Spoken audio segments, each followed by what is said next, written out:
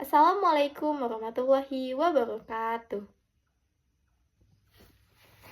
Sebelum kita masuk ke materi, izinkan saya memperkenalkan diri terlebih dahulu. Nama saya Fuzi Cilaudia dengan NPM 251302451 dari Program Studi Pendidikan Biologi, Fakultas Keguruan dan Ilmu Pendidikan Universitas Lampung. Tujuan saya membuat video ini adalah untuk pemenuhan tugas dari mata kuliah pengelolaan laboratorium. Nah, yang pertama, bab 1 itu pengantar administrasi laboratorium pembelajaran biologi. Pernah nggak sih kamu kepikiran, kenapa praktikum di laboratorium bisa berjalan lancar di satu tempat, tapi di tempat lain malah terasa ribet dan berantakan? Bahkan kadang membingungkan, padahal alatnya itu ada, bahannya juga tersedia. Nah, disinilah sebenarnya peran administrasi laboratorium jadi sangat penting, terutama dalam pembelajaran biologi. Nah, ngomong-ngomong, kenapa sih administrasi laboratorium itu penting banget dalam pembelajaran biologi? Nah, gini, kalau kita lihat nih, laboratorium itu bukan hanya sekedar ruangan penuh alat dan bahan. Lebih daripada itu, laboratorium adalah tempat mahasiswa benar-benar mengalami biologi itu secara langsung. Mereka nggak cuma baca teori, tapi juga melakukan eksperimen, mengamati, dan memahami konsep secara nyata.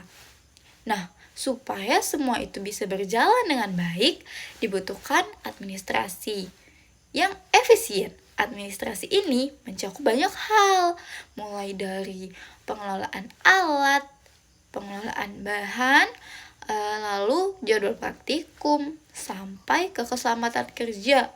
Kalau semuanya tertata dengan baik, nah, proses pembelajaran jadi lebih lancar. Tujuan pendidikan juga jadi lebih cepat tercapai. Dan yang paling penting, semua orang di dalam laboratorium tetap aman. Sebaliknya nih, kalau administrasinya buruk, dampaknya bisa langsung terasa. Administrasinya buruk, praktikum jadi terhambat.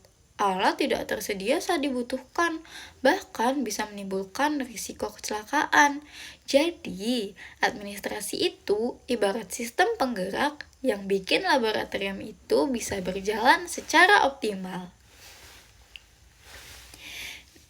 Nah, selanjutnya, apa hubungan dari administrasi dengan keselamatan di laboratorium? Nah, ini juga gak kalah penting ya. Laboratorium biologi seringkali melibatkan bahan kimia berbahaya dan alat-alat khusus yang harus digunakan dengan sangat hati-hati. Nah, disinilah administrasi berperan dalam memastikan bahwa semua prosedur keselamatan sudah jelas dan terdokumentasi.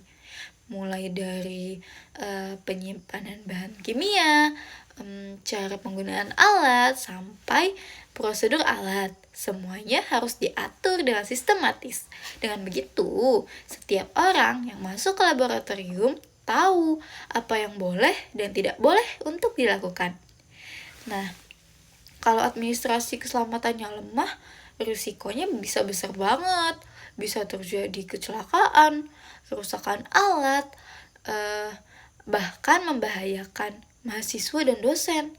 Jadi, administrasi bukan cuma soal catat-catat aja guys, tapi juga soal perlindungan bagi semua pengguna di dalam laboratorium.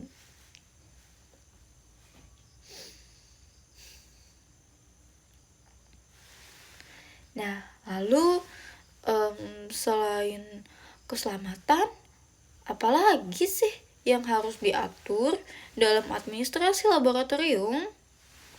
Jawabannya ada banyak banget.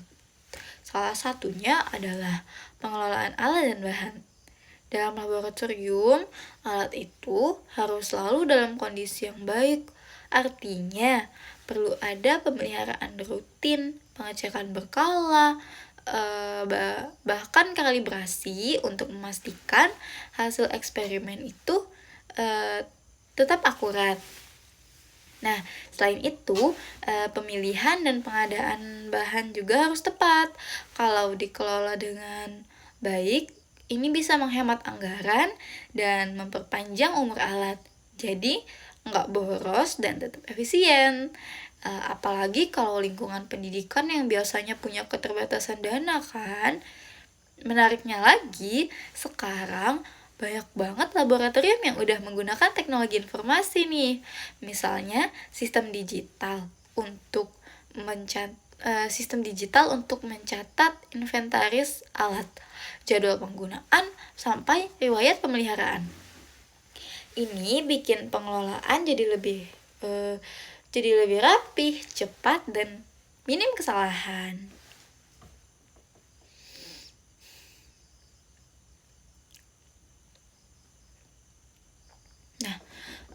Gimana dengan peran manusia dalam laboratorium? Nah, ini juga penting nih guys. Laboratorium itu gak akan berjalan tanpa orang-orang yang ada di dalamnya. Ada mahasiswa, dosen, dan juga laboran. Semua punya peran masing-masing dan semuanya harus dikelola dengan baik. Laboran, misalnya itu harus memahami cara mengelola alat dan bahan serta prosedur keselamatan. Dosen berperan mengawasi jalannya praktikum dan memastikan mahasiswa mengikuti prosedur dengan benar. Sementara mahasiswa itu sendiri harus disiplin dan bertanggung jawab saat melakukan eksperimen.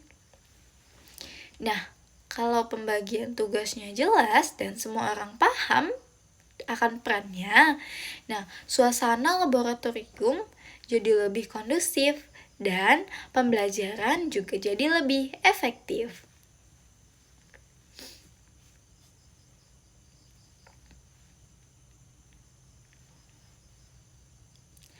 Kenapa penjadwalan juga termasuk dalam bagian penting dari administrasi? Coba deh bayangin, kalau jadwal praktikum itu nggak jelas, bisa terjadi bentrok penggunaan alat, ruangan penuh, atau bahkan praktikumnya bisa tertunda. Itu tentu mengganggu proses belajar. Makanya penjadwalan yang terorganisir itu penting banget. Dengan jadwal yang jelas, penggunaan laboratorium bisa maksimal. Tidak ada tumpang tindih dan semua kegiatan berjalan sesuai rencana. Ini juga membantu menghindari pemborosan waktu dan sumber daya.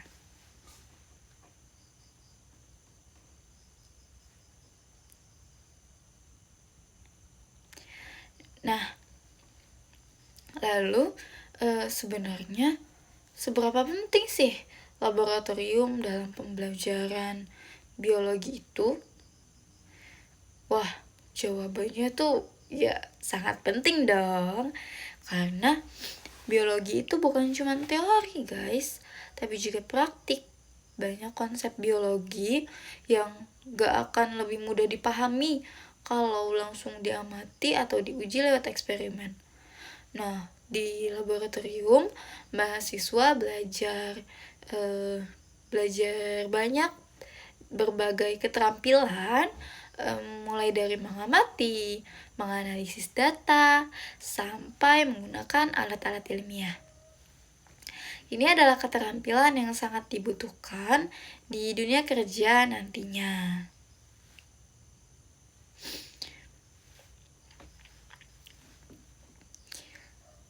Lalu, apa saja manfaat dari praktikum di laboratorium? Nah, selain yang aku sebutkan tadi, selain keterampilan teknis, laboratorium itu juga melatih berpikir kritis dan kemampuan pemecahan masalah. Dalam eksperimen, mahasiswa itu harus mampu mengidentifikasi masalah, membuat hipotesa, dan mengujinya. Nah, selain itu, laboratorium juga menjadi tempat berkembangnya kerjasama tim. Banyak eksperimen yang dilakukan secara berkelompok. Jadi, mahasiswa belajar berkomunikasi dengan bekerja sama dengan orang lain.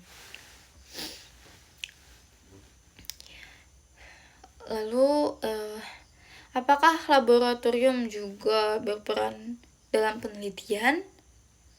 Ya, tentu saja. Laboratorium itu bukan hanya tempat belajar, tapi juga tempat penelitian. Banyak penemuan di bidang biologi dan kesehatan berasal dari kegiatan di dalam laboratorium. Nah, mahasiswa juga bisa ikut merasakan proses ilmiah, mulai dari pengumpulan data, analisis, sampai penarikan kesimpulan.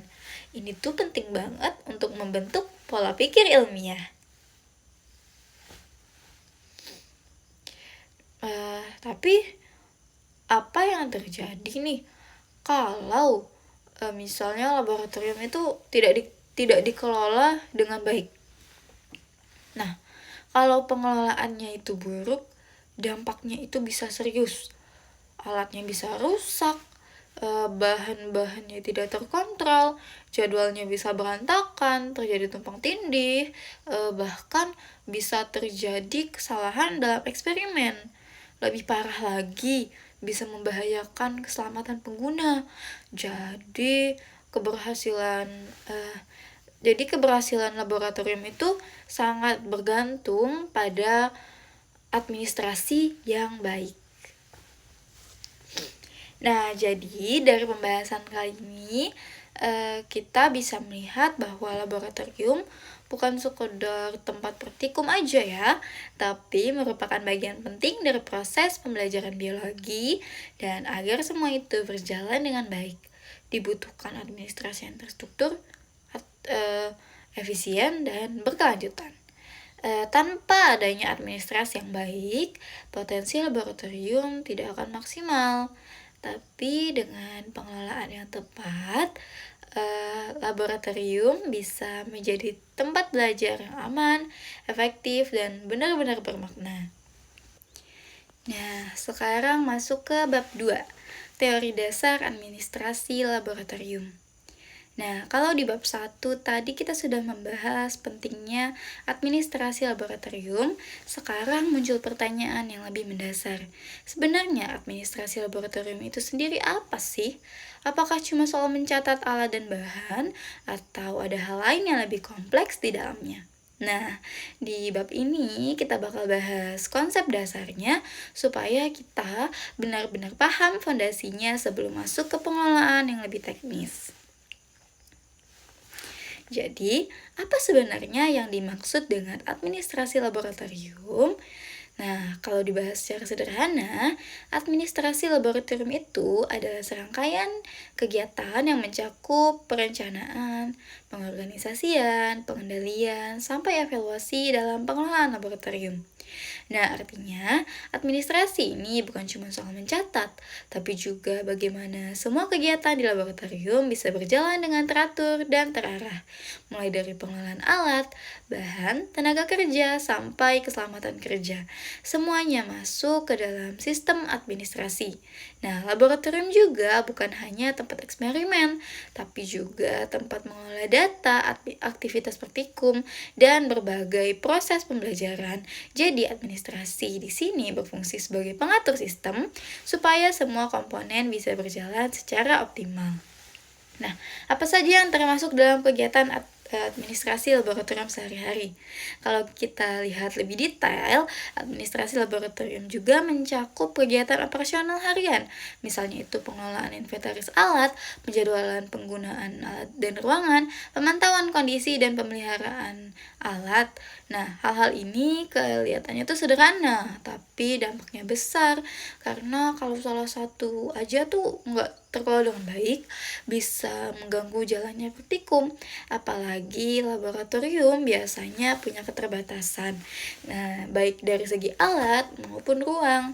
Jadi administrasi yang baik itu penting untuk memastikan semua sumber daya yang ada bisa dimanfaatkan secara maksimal. Nah, apakah administrasi juga berpengaruh terhadap kualitas pembelajaran? Wah, jawabannya itu sangat berpengaruh ya. Laboratorium yang dikelola dengan baik tidak hanya menjadi tempat eksperimen, tetapi juga menjadi tempat mahasiswa mengembangkan keterampilan praktis.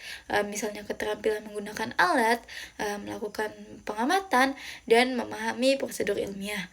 Nah, administrasi yang baik memastikan agar semua elemen dosen, mahasiswa, dan alat bisa bekerja dalam satu sistem yang saling mendukung. Jadi pembelajaran tidak terhambat oleh masalah teknis. Nah, siapa aja yang terlibat dalam administrasi laboratorium? Nah, administrasi laboratorium tidak bisa berjalan apabila beberapa pihak yang terlibat, yaitu dosen, laboran, maupun mahasiswa, masing-masing punya peran yang berbeda. Nah, masing-masing dari mereka itu punya peran yang berbeda. Laboran itu bertanggung jawab pada alat dan bahan, dosen mengawasi jalannya praktikum, dan mahasiswa menjalankan eksperimen sesuai prosedur. Kalau tidak ada pembagian tugas yang jelas, bisa terjadi ketidakteraturan. Bahkan ini bisa meningkatkan risiko kesalahan atau kecelakaan di laboratorium. Nah, apakah administrasi juga berkaitan dengan anggaran? Nah, iya, ini juga bagian penting yang sering dianggap sepele ya. Laboratorium itu membutuhkan biaya untuk pengadaan alat dan bahan yang biasanya itu nggak sedikit ya. Maka dari itu perlu perencanaan anggaran yang matang. Pembelian alat harus disesuaikan dengan kebutuhan praktikum. Nah, keamanan dan dana yang tersedia. Selain itu, penggunaan anggaran juga itu harus dipantau supaya tidak terjadi pemborosan.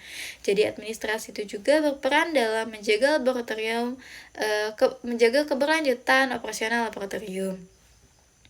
Nah, apa saja aspek utama dalam administrasi laboratorium? Secara umum, ada 3 aspek utama. Yang pertama itu pengelolaan sumber daya, yang kedua itu pengelolaan waktu, yang ketiga itu pengelolaan kegiatan. Ketiga aspek ini tuh saling berkaitan dan tidak bisa dipisahkan. Nah, kenapa pengelolaan sumber daya itu penting? Nah, sumber daya di laboratorium itu meliputi bahan dan tenaga kerja. Kalau alatnya rusak atau tidak terawat, eksperimen bisa terganggu. Kalau bahan tidak dikelola dengan baik, nah bisa terjadi pemborosan atau bahkan kekurangan saat dibutuhkan. Nah, maka dari itu pengelolaan sumber daya harus dilakukan secara bijak, termasuk juga dalam hal pengadaan harus direncanakan sesuai kebutuhan, bukan asal beli ya. Sekarang juga sudah banyak laboratorium menggunakan sistem berbasis komputer untuk memantau stok alat dan bahan. Nah, ini membantu pengelolaan jadi lebih akurat dan efisien. Nah, bagaimana dengan pengelolaan tenaga kerja? Nah, tenaga kerja juga termasuk sumber daya penting ya di laboratorium. Semua orang tuh harus tahu tugasnya masing-masing. Nah, laboran kan tadi memastikan alat siap dipakai, dosen mengawasi praktikum, dan mahasiswa menjalankan eksperimen. Nah, kalau pembagian tugasnya itu jelas, kegiatan jadi lebih teratur dan efisien. Bahkan penelitian menunjukkan bahwa pengelolaan tenaga kerja yang baik bisa meningkatkan kualitas pembelajaran di laboratorium. Kenapa pengelolaan waktu juga krusial? Ya, laboratorium biasanya digunakan untuk banyak kegiatan, praktikum, penelitian, dan pemeliharaan alat. Nah, kalau tidak diatur dengan baik ya, bisa terjadi bentrok jadwal, misalnya alat dipakai bersamaan atau ruangan tidak tersedia. Nah, makanya penjadwalan yang terorganisir itu sangat penting. Bahkan sekarang bisa dibantu dengan software supaya lebih mudah dipantau. Selain itu, waktu juga harus dialokasikan untuk pemeliharaan alat, seperti kalibrasi. Nah, karena kalau alat tidak dirawat ya, hasil eksperimen itu bisa jadi tidak akurat. Lalu apa yang dimaksud dengan pengelolaan kegiatan laboratorium? Nah, pengelolaan kegiatan mencakup semua aktivitas di dalam laboratorium, seperti praktikum mahasiswa, penelitian dosen, dan pemeliharaan alat. Nah, semua kegiatan ini tuh harus diatur supaya tidak saling mengganggu. Selain itu, perlu juga sistem pencatatan yang jelas. Siapa melakukan apa, kapan, dan menggunakan alat apa. Nah, dokumentasi ini penting banget, terutama untuk evaluasi dan referensi ke depannya. Nah, kenapa dokumentasi hasil eksperimen itu penting? Ya, karena setiap eksperimen harus dicatat dengan baik. Ini tuh bukan cuma formalitas ya, tapi bagian dari proses ilmiah. Dengan dokumentasi itu kita bisa melacak hasil eksperimen, mengetahui alat dan bahan yang digunakan, melakukan evaluasi. Tanpa dokumentasi akan sulit untuk mengulang atau mengembangkan eksperimen di masa depan. Nah, lalu bagaimana dengan aspek keselamatan dalam kegiatan laboratorium? Keselamatan itu harus jadi prioritas yang paling utama ya, karena setiap kegiatan di laboratorium itu harus mengikuti prosedur keselamatan. Nah, semua pengguna itu juga harus paham cara penggunaan alat dan bahan, serta menggunakan alat pelindung diri. Uh, Selain itu, perlu ada pelatihan keselamatan untuk meminimalkan risiko kecelakaan. Jadi, administrasi di sini berperan untuk memastikan agar semua prosedur keselamatan benar-benar diterapkan.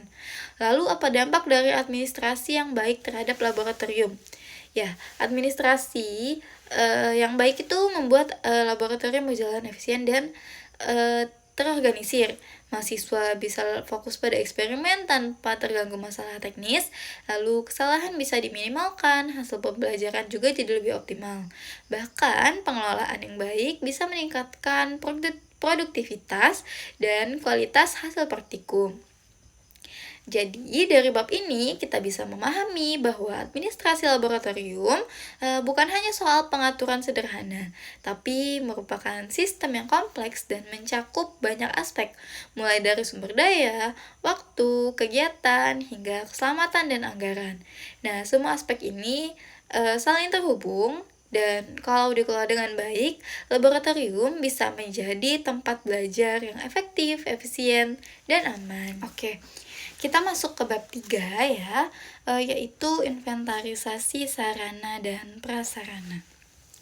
Nah, coba deh bayangin, kalau sebuah laboratorium tanpa pencatatan yang jelas, alat itu bisa tidak tahu ada di mana, bahkan tidak terdata. Bahkan ada yang hilang tanpa disadari. Lalu kira-kira apa yang terjadi ya? Kemungkinan besar kegiatan praktikum jadi kacau. Nah, disinilah pentingnya inventarisasi sarana dan prasarana. Nah, bab ini akan membahas bagaimana semua aset di laboratorium bisa tercatat, terpantau, dan dikelola dengan rapi. Nah, kenapa pencatatan inventaris itu penting banget di laboratorium? Nah, pencatatan inventaris itu sebenarnya adalah fondasi dari pengelolaan laboratorium. Dengan pencatatan yang baik, kita tuh bisa tahu alat apa saja yang tersedia, kondisi alat, siapa yang menggunakannya, dan apakah alatnya masih layak untuk dipakai. Nah, sekarang itu banyak banget laboratorium yang udah menggunakan sistem berbasis komputer. Nah, sistem ini memungkinkan semua data tercatat secara otomatis dan terintegrasi. Jadi, pengelola bisa memantau kondisi alat secara real time, lebih akurat dan lebih efisien. Selain itu juga, sistem ini juga membantu mengurangi kesalahan manusia dalam pencatatan. Lalu, apakah pencatatan manual masih digunakan? Nah, masih ya jawabannya, terutama di laboratorium yang yang skalanya kecil, pencatatan manual biasanya dilakukan dengan buku inventaris. Nah, meskipun lebih sederhana, cara ini punya kelemahan. Nah, kelemahannya itu adalah lebih lama ya dan lebih rentan kesalahan. Nah, makanya kalau pakai sistem manual itu tuh perlu dilakukan pengecekan rutin supaya datanya itu tetap akurat. Jadi, meskipun sederhana, tetap harus disiplin dalam pengelolaannya. Nah, lalu lalu apa keuntungan menggunakan sistem berbasis teknologi? Nah, banyak banget dong. Tentu aja banyak banget. Nah, salah satunya adalah kemampuan untuk melacak penggunaan alat. Nah, setiap alat yang digunakan itu bisa langsung tercatat dalam sistem. Nah, dari situ tuh pengelola bisa tahu alat mana yang sering dipakai, kapan perlu perawatan, dan kapan harus diganti. Selain itu, sistem ini juga sangat membantu dalam pengelolaan bahan kimia, terutama yang berbahaya. Data seperti jumlah stok, tanggal kadaluarsa, dan cara penyimpanan bisa dipantau dengan lebih mudah. Lalu, apa itu sistem barcode dan RFID dalam inventarisasi? Nah, ini tuh adalah teknologi yang digunakan untuk mempermudah pencatatan. Nah, setiap alat dan bahan diberi kode lalu bisa dipindai menggunakan barcode atau RFID dengan sekali scan. Nah, data itu langsung masuk ke sistem. Keuntungannya itu adalah lebih cepat, lebih akurat, dan bisa melacak lokasi alat. Bahkan pengelola bisa tahu posisi alat secara spesifik dan mengurangi risiko kehilangan. Nah, lalu kenapa alat dan bahan perlu dikodekan? Pengkodean itu penting supaya setiap item itu punya identitas yang jelas. Dengan kode unik kita bisa membedakan alat satu dengan alat yang lainnya. Nah, dapat mengetahui jenis dan kategori alat, melacak lokasi dan penggunaannya. Nah, tanpa pengelolaan jadi lebih sulit. Tanpa kode pengelolaan itu jadi lebih sulit dan rawan kesalahan. Nah, lalu bagaimana bentuk sistem pengkodean itu? Salah satu yang paling umum adalah sistem alfanumerik. Nah, sistem alfanumerik itu adalah gabungan huruf dan angka. Contohnya M strip bio strip 001. Artinya bisa menunjukkan kategori alat, bidang penggunaan dan nomor urut. Selain itu ada juga sistem barcode dan RFID yang lebih modern dan otomatis. Nah, lalu apa manfaat pengkodean untuk bahan kimia?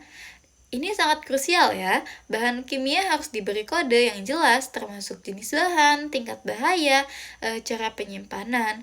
Dengan pengkodean yang tepat, risiko kesalahan penggunaan bisa dikurangi dan keselamatan di laboratorium lebih terjaga. Lalu apakah pengkodean juga berpengaruh ke anggaran? Jawabannya iya ya. Dengan sistem kode, pengelola bisa tahu alat mana yang sering digunakan dan perlu diganti. Nah, dari situ perencanaan anggaran jadi lebih tepat dan tidak boros. Lalu, selain alat dan bahan, apalagi sih yang perlu didata? Fasilitas laboratorium juga harus didata, seperti ruang laboratorium, meja, kursi, ventilasi, hingga pencahayaan. Nah, semua ini tuh berpengaruh ke kenyamanan dan keselamatan. Lalu, bagaimana cara mendata kondisi fasilitas? Nah, salah satu cara yang paling umum adalah dengan inspeksi visual secara berkala. Nah, pengelola akan mengecek langsung kondisi fasilitas. Misalnya, apakah meja masih stabil, kursinya masih layak, dan apakah ruang bersih dan aman. Nah, kalau ada kerusakan harus segera diperbaiki supaya tidak mengganggu praktikum. Lalu, apakah teknologi juga dapat digunakan di sini? Jawabannya iya. Dengan sistem berbasis komputer, data kondisi fasilitas bisa langsung diperbarui dan dipantau secara real time.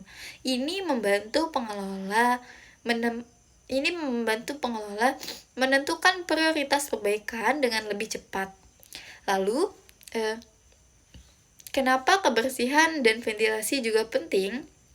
Nah, karena ini berhubungan langsung dengan kesehatan dan keselamatan. Laboratorium harus bersih, punya sirkulasi udara yang baik, lalu pencahayaan yang cukup. Nah, semua itu tuh penting untuk untuk apa namanya menjaga praktikum berjalan nyaman dan aman. Nah, lalu kenapa perlu laporan kondisi peralatan secara berkala? Laporan ini berfungsi untuk mengetahui kondisi alat secara menyeluruh. Nah, isinya itu biasanya tuh mencakup jenis alat, jumlah, kondisi, lalu riwayat pemeliharaan, hingga kebutuhan perbaikan atau penggantian. Nah, dengan laporan ini, pengelola bisa mengambil keputusan dengan lebih tepat. Lalu apa manfaat laporan ini dalam jangka panjang? Jawabannya itu manfaatnya ada banyak banget ya. Laporan ini bisa digunakan untuk evaluasi penggunaan alat, perencanaan pengadaan, pengelolaan anggaran. Jadi laboratorium ini tidak asal membeli alat, tapi berdasarkan kebutuhan yang jelas. Nah, lalu kenapa inventarisasi itu harus dipantau secara rutin. Nah, jawabannya adalah karena kondisi alat dan bahan tidak bisa berubah kapan saja. Maksudnya bisa berubah kapan saja. Kondisi alat dan bahan itu bisa berubah kapan saja. Nah, kalau tidak dipantau, alat bisa rusak tanpa diketahui. Alat bisa kadaluarsa, bahkan bisa hilang. Nah, makanya perlu pengecekan rutin. Nah, bisa mingguan, bulanan, maupun tahunan. Nah, bagaimana proses pengecekannya? Ada dua cara ya. Yang pertama itu sistem berbasis teknologi. Itu otomatis dan real time. Yang kedua itu dengan cara manual, inspeksi langsung, dan pencatatan. Keduanya itu bisa digunakan tergantung kondisi laboratorium. Nah, apa yang harus diperbarui dalam inventaris? Setiap perubahan itu harus langsung dicatat. Misalnya, ada alat baru, ada alat rusak, ataupun ada bahan yang habis. Dengan data yang selalu update, pengelola itu bisa mengambil keputusan lebih cepat dan tepat. Lalu, apa dampak kalau pembaruan inventaris tidak dilakukan? Dampaknya itu cukup serius ya. Jadi datanya itu bisa tidak akurat, sulit mengatur anggaran, eksperimen bisa terganggu, hingga bisa membahayakan keselamatan. Nah, apa manfaat pembaruan inventaris bagi kualitas praktikum? Kalau alat dan bahan selalu dalam kondisi baik, hasil eksperimen jadi lebih akurat dan bisa dipercaya. Sebaliknya, kalau alat rusak atau bahan tidak layak, hasilnya itu bisa salah dan merugikan proses pembelajaran. Nah, dari bab 3 kali ini kita bisa memahami bahwa inventarisasi bukan sekedar pencatatan barang, tapi juga merupakan sistem penting untuk menjaga keteraturan, efisiensi, dan keselamatan di laboratorium. Mulai dari pencatatan, pengkodean, pendataan fasilitas, sampai pembaruan sampai pembaruan inventaris. Semuanya itu saling terhubung dan juga harus dilakukan secara konsisten. Nah, dengan inventarisasi yang baik, laboratorium bisa berjalan lebih tertib, aman, dan siap mendukung pembelajaran maupun penelitian secara optimal. Oke, selanjutnya itu kita masuk pada bab 4 ya teman-teman. Nah, di bab 4 ini itu pengadaan dan inventarisasi bahan maupun alat. Nah, eh, lalu sebenarnya tuh apa sih yang dimaksud dengan pengadaan alat dan bahan? Nah, pengadaan alat dan bahan adalah pengadaan alat dan bahan adalah proses untuk menyediakan semua kebutuhan yang diperlukan dalam kegiatan operasional. Nah, seperti praktikum di laboratorium. Nah, proses ini dimulai dari perencanaan, pemesanan, hingga barang tersebut diterima dan siap digunakan. Tujuan utamanya adalah untuk memastikan semua kebutuhan tersedia tepat waktu, sesuai jumlah, dan tetap efisien dari segi biaya. Lalu kenapa sih perencanaan pengadaan itu penting banget ya? Karena perencanaan adalah tahap paling awal yang menentukan kelancaran seluruh proses. Kalau perencanaannya itu nggak matang, bisa terjadi kekurangan alat atau malah kelebihan stok. Perencanaan dilakukan dengan melihat data penggunaan sebelumnya, kondisi stok saat ini, dan kebutuhan yang akan datang. Nah, selain itu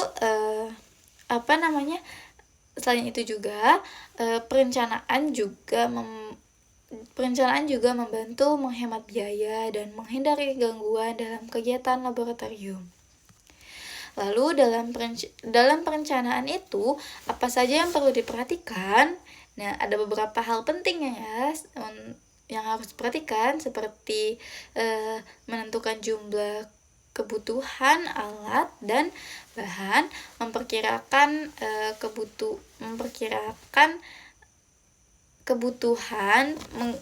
kebutuhan yang akan dibutuhkan, menggunakan data sebelumnya, lalu memilih pemasok yang tepat, lalu yang terakhir itu mengelola risiko seperti keterlambatan pengiriman. Nah, selain itu, penggunaan teknologi seperti sistem ERP juga membantu proses perencanaan jadi lebih cepat dan akurat. Terus, spesifikasi alat itu penting gak sih? Nah, jawabannya itu penting banget ya teman-teman. Spesifikasi itu ibarat deskripsi detail dari alat atau bahan yang dibutuhkan. Kalau spesifikasinya jelas, kita bisa memastikan barang yang kita beli itu sesuai dengan kebutuhan. Nah, kalau nggak jelas, itu tuh bisa terjadi salah beli, kualitas tidak sesuai, bahkan menambahkan biaya karena harus beli ulang. Lalu gimana cara menentukan kebutuhan alat dan bahan dengan tepat? Biasanya itu dilakukan dengan analisis kebutuhan ya. Caranya itu dengan melihat data penggunaan sebelumnya. Lalu dipadukan dengan perkiraan kebutuhan yang akan datang. Dengan pemeliharaan kebutuhan dengan metode seperti moving average dan exponential smoothing sering digunakan untuk memprediksi kebutuhan. Dengan cara ini, pengadaan itu jadi lebih tepat dan tidak akan boros. Lalu setelah direncanakan, gimana proses pembelian dan penerimaan barangnya. Setelah pemesanan dilakukan, barang yang datang harus diperiksa. Pemeriksaan ini meliputi kesesuaian jumlah, kualitas barang, kesesuaian dengan pemesanan. Selain itu juga dokumen seperti faktur juga harus dicek. Kalau semuanya sudah sesuai, baru barang dicatat ke dalam sistem inventaris. Nah, lalu kenapa pencatatan barang itu penting? Karena pencatatan barang itu membantu kita mengetahui jumlah stok yang tersedia secara akurat. Dengan data yang jelas, kita bisa menghindari kelebihan atau kekurangan barang. Biasanya pencatatan ini menggunakan sistem seperti ERP supaya lebih rapi dan real time. Lalu bagaimana cara mengelola inventaris supaya tetap efektif? Nah, pengelolaan inventaris itu dilakukan dengan cara menyimpan barang sesuai kondisi yang tepat, mengatur distribusi oleh pengguna, mengontrol stok secara rutin, dengan metode seperti FIFO digunakan untuk barang yang sudah punya masa kadaluarsa gitu. Dan sistem just in time itu digunakan supaya barang datang saat dibutuhkan. Lalu apa peran teknologi dalam pengelolaan ini? Teknologi itu sangat membantu ya, misalnya dengan penggunaan barcode, RFID, dan sistem ERP. Dengan teknologi ini, barang bisa dilacak dengan mudah. Pencatatan menjadi lebih akurat. Nah, dan proses ini tuh bisa menjadi lebih cepat serta efisien. Nah, jadi dari pembahasan pada bab 4 kali ini, bisa kita simpulkan bahwa pengadaan dan inventarisasi alat dan bahan itu adalah proses yang saling terhubung, mulai dari perencanaan sampai ke pengelolaan stok. Nah, dengan perencanaan yang baik, penggunaan teknologi dan pengendalian yang tepat, kegiatan laboratorium bisa berjalan lebih efektif, efisien, dan minim akan kesalahan. Nah, sekarang kita masuk ke bab 5, yaitu manajemen pemeliharaan dan perawatan. Nah, di bab ini kita bakal membahas gimana sih cara untuk menjaga alat laboratorium agar tetap akurat, aman, dan bisa dipakai dalam jangka panjang. Nah, emang seberapa penting sih pemeliharaan dan kalibrasi alat di laboratorium? Jawabannya itu penting banget ya, karena pemeliharaan dan kalibrasi itu jadi bagian utama dalam menjaga kualitas hasil laboratorium. Nah, kalau alatnya itu nggak dirawat atau nggak dikalibrasi, hasil pengukurannya itu bisa melenceng dan nggak valid. Nah, bahkan dalam standar internasional seperti ISO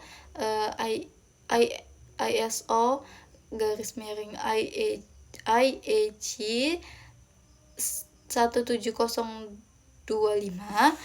kalibrasi itu tuh jadi syarat wajib ya supaya laboratorium itu bisa dipercaya. Lalu ngomongin kalibrasi nih tadi ya, kalibrasi itu sebenarnya apa sih ya? Jadi kalibrasi itu merupakan proses menyesuaikan alat ukur supaya hasilnya itu tuh sesuai dengan standar yang diakui secara internasional. Nah, tujuannya itu biar alatnya nggak ngasih hasil yang nggak ngasih hasil yang salah gitu. Jadi misalnya alat ukur tuh nggak dikalibrasi, datanya itu bisa menyimpang, dan itu bahaya banget ya buat penelitian atau pengambilan keputusan. Nah, kalau kalibrasi nggak akurat, dampaknya apa? Nah, dampaknya itu serius, bisa bikin hasil penelitian salah, keputusan jadi keliru, bahkan bisa membahayakan keselamatan. Contohnya itu di bidang farmasi, kalau datanya itu salah, produknya yang dihasilkan itu juga bisa berbahaya. Jadi kalibrasi itu juga bisa jadi kalibrasi itu bukan cuma soal alat, tapi juga soal keamanan dan kepercayaan. Terus gimana sih cara menyusun jadwal kalibrasi yang baik? Oke, pertama nih kita identifikasi dulu alat mana yang perlu untuk dikalibrasi. Nah, lalu kita tentuin frekuensinya. Biasanya berdasarkan seberapa sering alat ini dipakai dan tingkat sensitivitasnya. Nah, alat yang sering dipakai itu harus lebih sering dikalibrasi. Nah, selain itu perlu juga sistem pencatatan atau software supaya jadwalnya itu nggak kelewat ya. Lalu faktor lingkungan itu ngaruh nggak sih ke kalibrasi? Nah, jawabannya itu ngaruh banget ya. Suhu, kelembapan, bahkan getaran itu bisa bikin hasil alat jadi nggak akurat.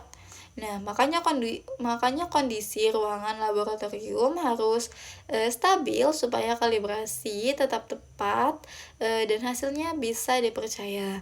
Lalu sekarang kan teknologi itu udah canggih ya. Ada pengaruhnya nggak sih ke proses kalibrasi? Jawabannya ada banget. Nah, sekarang tuh sudah banyak sistem otomatis dan software yang bisa bantu ngatur jadwal kalibrasi, nyimpan data, bahkan bisa bisa ngasih peringatan kalau ada alat yang bermasalah. Nah, jadi tuh bakal lebih efisien dan mengurangi kesalahan manusia. Lalu kalau pemeliharaan alat itu lalu kita kan ngomongin jadi dari tadi kita ngomongin pemeliharaan alat tuh. Pemeliharaan alat tuh sebenarnya apa sih maksudnya? Nah, pemeliharaan itu semua kegiatan buat menjaga alat supaya tetap berfungsi dengan baik. Ada tiga jenis utama. Ada preventif yaitu pencegahan, korektif perbaikan saat rusak, dan prediktif yaitu berdasarkan kondisi alat. Nah, tujuannya itu adalah supaya alat awet dan gak tiba-tiba rusak gitu. Lalu pemeliharaan preventif itu kayak gimana sih? Nah, pemeliharaan preventif itu tuh dilakukan secara rutin tanpa menunggu alat rusak gitu. Misalnya pembersihan, pengecekan, dan kalibrasi berkala. Ini tuh penting banget ya, terutama buat alat sensitif supaya tetap akurat. Nah, lalu kenapa dokumentasi pemeliharaan itu penting? Nah, karena semua kegiatan itu harus tercatat. Nah, ini tuh penting buat audit, evaluasi, dan juga sebagai bukti kalau alat sudah dirawat sesuai prosedur. Tanpa dokumentasi, kontrol kualitas jadi sulit. Nah, lalu kalau alatnya rusak, apa yang harus dilakukan? Nah, harus didiagnosis dulu penyebabnya itu setelah itu diperbaiki, kalau sudah parah diganti. Yang penting perbaikannya tuh harus dilakukan oleh teknisi yang kompeten supaya hasilnya tetap sesuai dengan standar. Lalu kalau alat dan bahan udah nggak dipakai, alat dan bahannya tuh diapain sih kalau udah nggak dipakai gitu lah. Harus dimusnahkan ya jawabannya itu. Dimusnahkannya itu dengan prosedur yang benar, apalagi kalau termasuk bahan yang berbahaya. Nggak boleh sembarangan karena bisa mencemari lingkungan dan membahayakan kesehatan gitu. Lalu lalu pemusnahan yang baik itu tuh seperti apa? Nah, pemusnahan yang baik itu tuh harus aman dan ramah lingkungan. Misalnya tuh pakai teknologi seperti uh, in seperti insin seperti insinerator dengan sistem penyaring gas.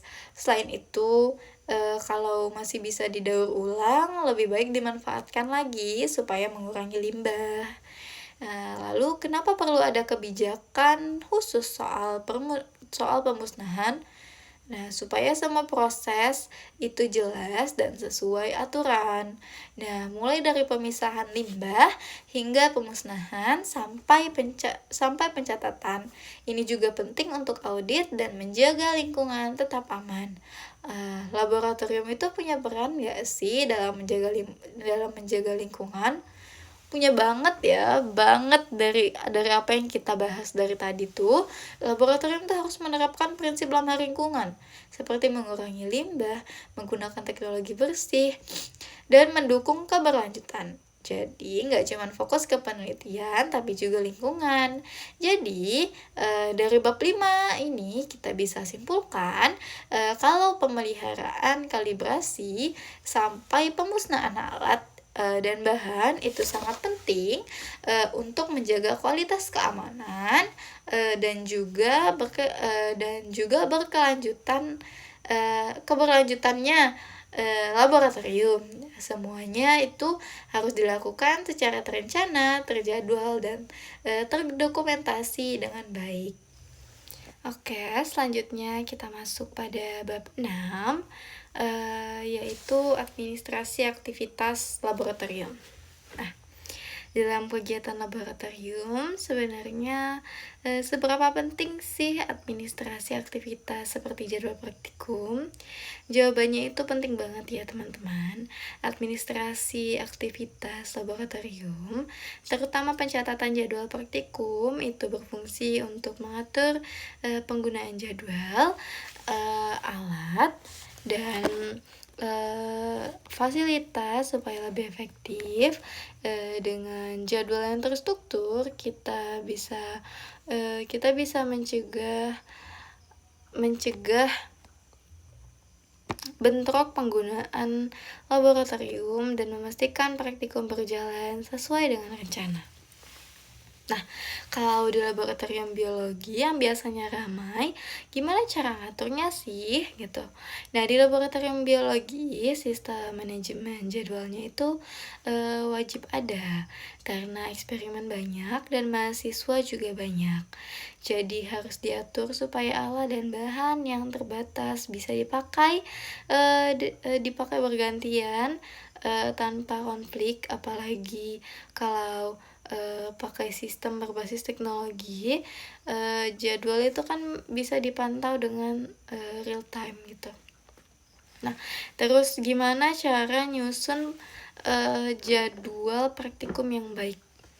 Nah, caranya itu adalah harus pakai sistem prioritas. Nah, praktikum yang butuh alat khusus atau sensitif didahulukan dan dijadwalkan dengan lebih terencana. Selain itu, kegiatan juga bisa dikelompokkan berdasarkan kebutuhan fasilitas supaya nggak terjadi tumpang tindih gitu. Lalu, kalau dari sisi efisiensi ruang dan waktu, bagaimana gitu?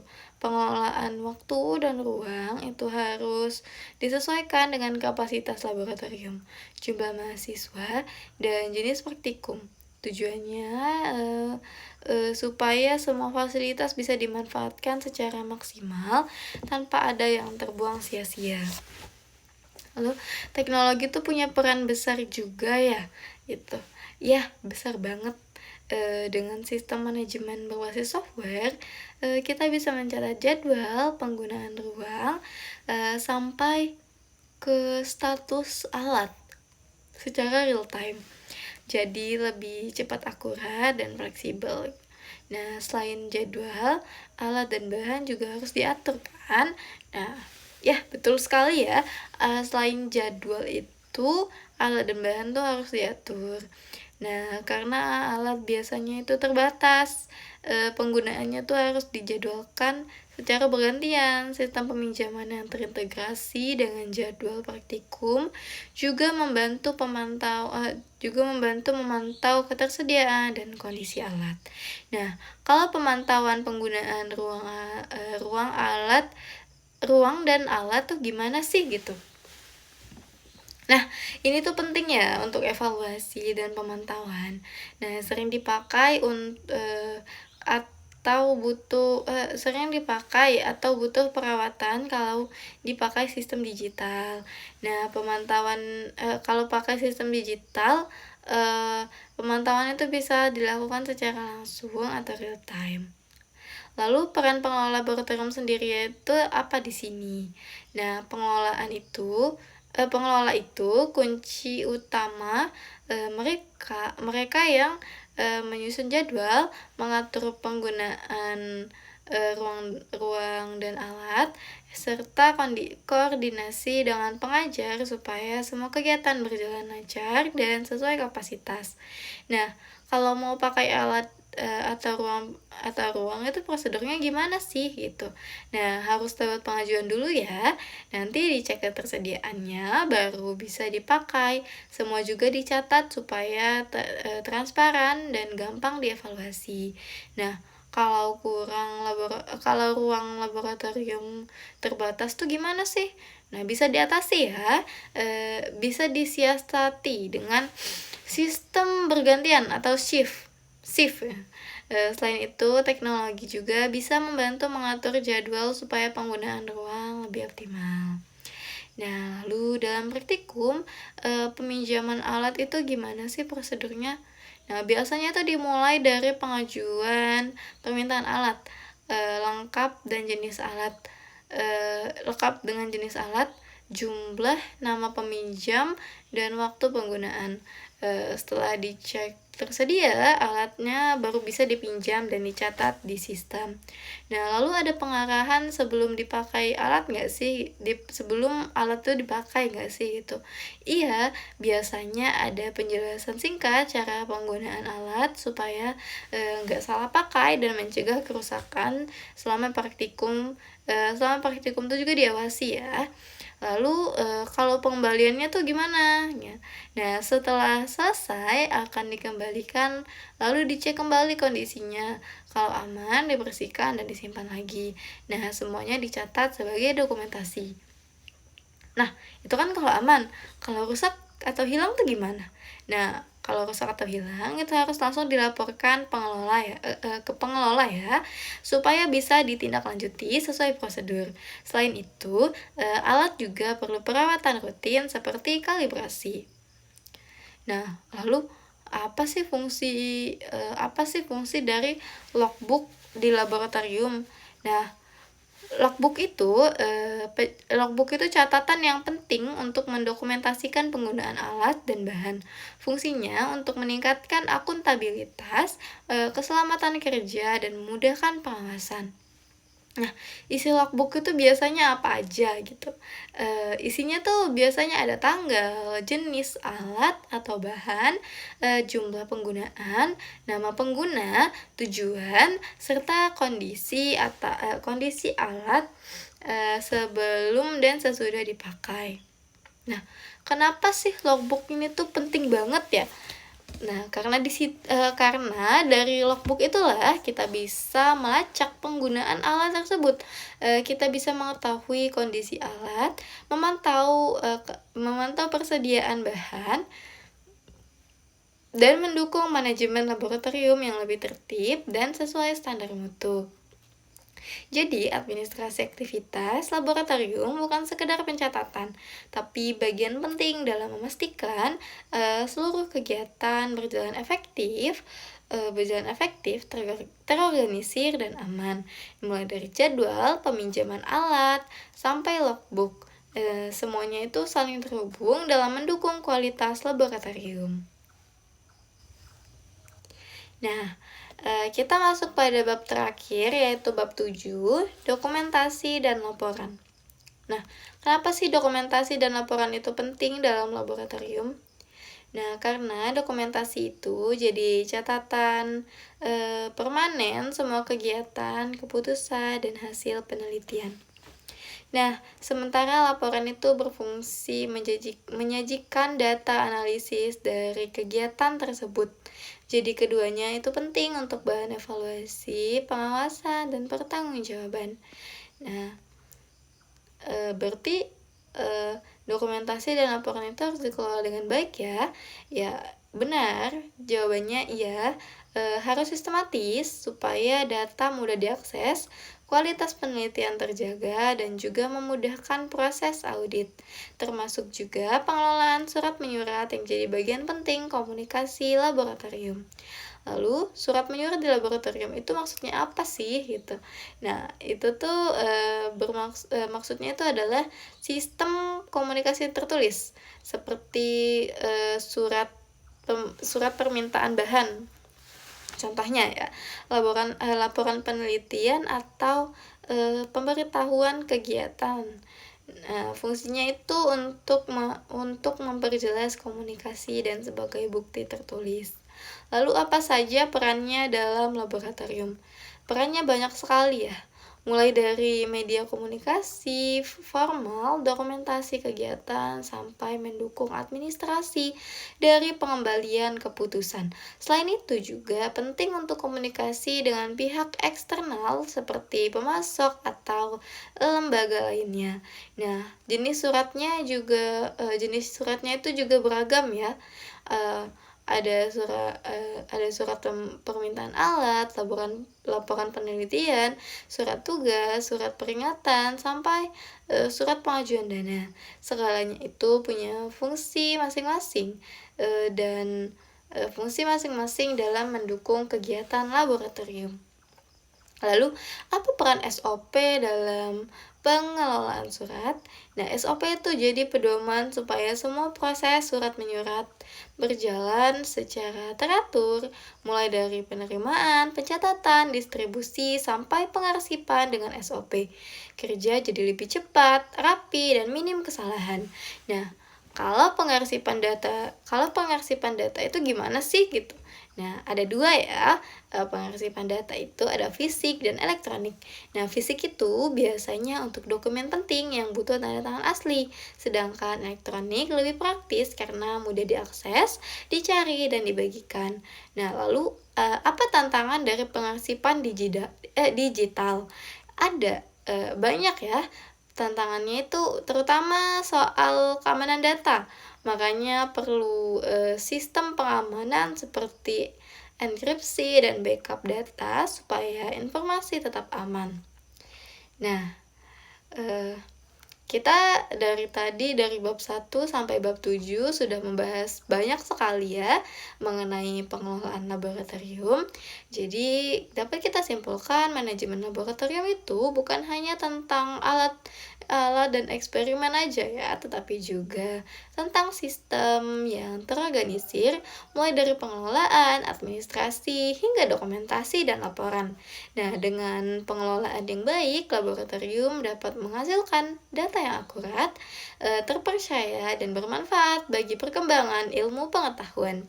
Nah, karena di balik setiap penelitian yang berhasil, ada manajemen laboratorium yang berjalan dengan baik. Mungkin segitu saja yang dapat saya sampaikan. Terima kasih karena telah menonton hingga akhir. Saya akhiri. Wassalamualaikum warahmatullahi wabarakatuh.